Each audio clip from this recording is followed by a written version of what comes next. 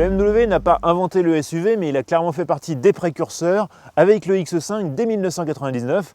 Un X5 qui s'est vendu à 2,2 millions d'exemplaires dans le monde et qui a engendré toute une lignée allant du X1 au X6 et bientôt même un X7. Le X5 il s'est refait une beauté et il nous revient plus moderne et technologique que jamais.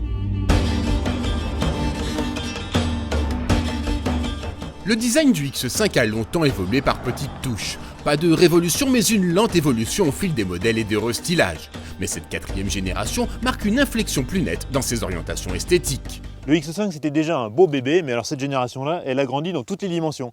Et cette crise de croissance, elle concerne même des détails esthétiques, comme par exemple la calandre. Regardez un peu la taille de ces haricots, là ils sont énormes, ça frise la caricature. Heureusement il y a des détails un petit peu plus raffinés, comme par exemple le dessin des optiques. Vous vous souvenez, traditionnellement les optiques BMW c'était les doubles phares ronds, et bien maintenant c'est plus des motifs un peu hexagonaux, et en plus là on a des phares laser qui éclairent jusqu'à 500 mètres.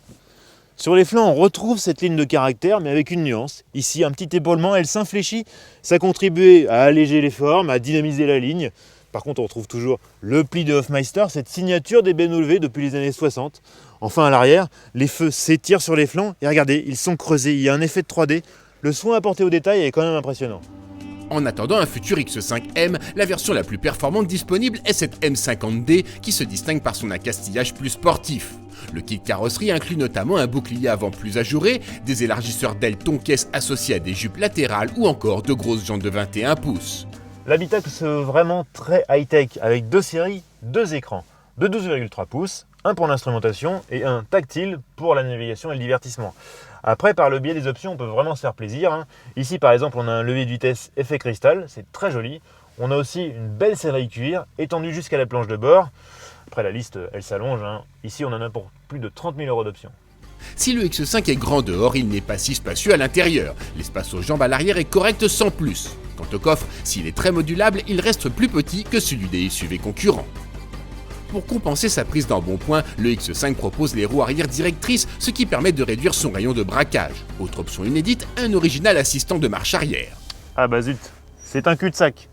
Alors là, avec un engin comme ça, pas facile de faire demi-tour. Mais il y a une astuce, ça s'appelle l'assistant de recul. Je passe la marche arrière, j'appuie sur l'écran tactile et là, je laisse faire la technologie. Ça part tout seul, ça fonctionne jusqu'à 50 mètres, c'est magique.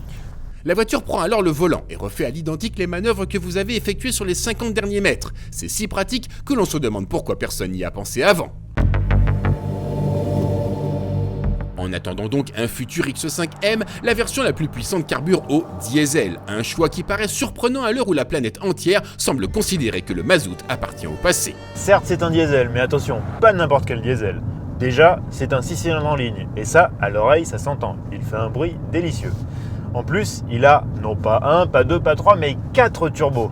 4 turbos qui fonctionnent en séquentiel, il y en a 2 petits et 2 gros, ce qui permet d'avoir du couple à bas régime, 450 Nm dès 1000 tours minute, et beaucoup de puissance hors régime, 400 chevaux jusqu'à 4400 tours minute. Bref, c'est un diesel pas comme les autres, avec une plage d'utilisation énorme, une pêche d'enfer, et vraiment une sonorité aux petits oignons. Bien secondé par une boîte automatique douce et réactive, ce 6 cylindres parvient à gommer la masse de ce gros SUV. Ces 2 tonnes 3 à vide sont ainsi catapultés de 0 à 100 km/h en 5 secondes 2. En revanche, il confesse un appétit certain, si bien qu'il sera difficile de rester sous la barre des 10 litres au 100 km en usage courant. Mais le plus étonnant est encore l'agilité dont le X5 M50D fait preuve sur route sinueuse. Et il n'y a pas que le moteur qui sait gommer les kilos, le châssis il y arrive très bien. Bon, tout à l'heure je vous parlais d'options. Côté châssis on peut se faire plaisir aussi. Bon alors déjà de série évidemment on a la transmission intégrale. On a aussi un amortissement piloté. Sur cette voiture on a en option un différentiel arrière autobloquant pour l'agilité et des barres anti-relais actives pour limiter le roulis.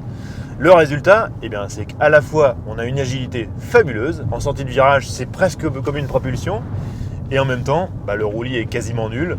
Du coup on a une vivacité à l'inscription au virage qui est vraiment étonnante.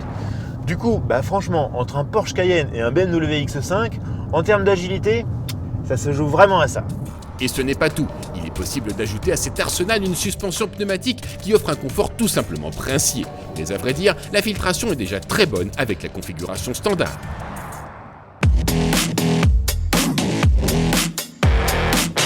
Et puis, même si ce n'est clairement pas sa vocation première, le BMW X5 M50D sait se débrouiller en tout terrain. Il offre de bons angles d'attaque et de fuite, et son châssis agile permet aussi de s'amuser dans le sable.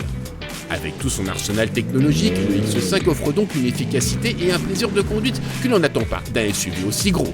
Le tout sans sacrifier le confort, qualité primordiale d'un véhicule familial. Le Porsche Cayenne a clairement trouvé à qui parler.